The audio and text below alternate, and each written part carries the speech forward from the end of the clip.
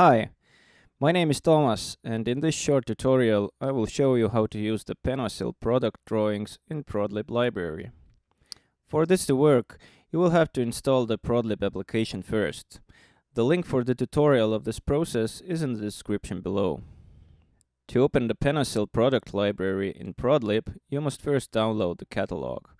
To do so, open the ProdLib manager, select Add Libraries, and then type PENOSIL in the search box.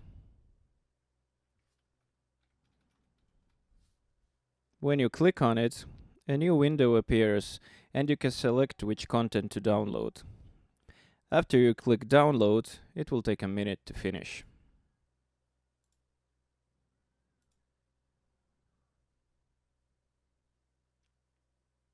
There are two ways to access the ProdLib application. One is through the ProdLib Manager desktop app, the other way is to open it directly in AutoCAD. First, let's try the desktop version. Open the ProdLib catalog by double-clicking on the shortcut.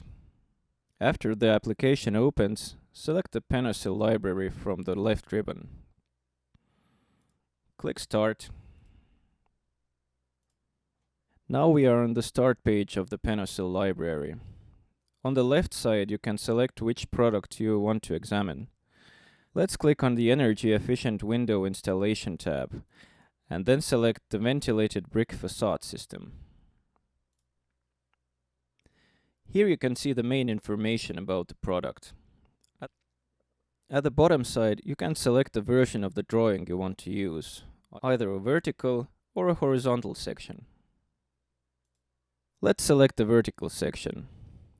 Now on the right side you have two file format options, either a DWG file or a PDF file. If you click on the DWG file, it opens automatically in AutoCAD if you have it installed on your computer.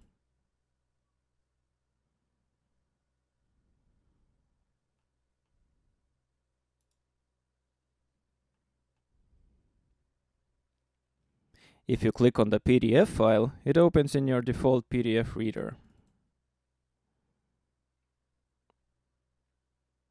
Both files can be saved in a directory of your choice.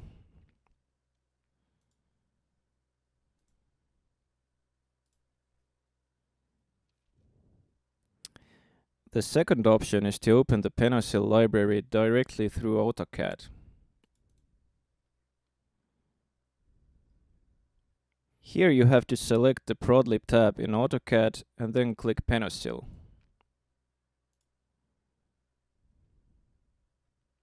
It's pretty much the same process from here on out.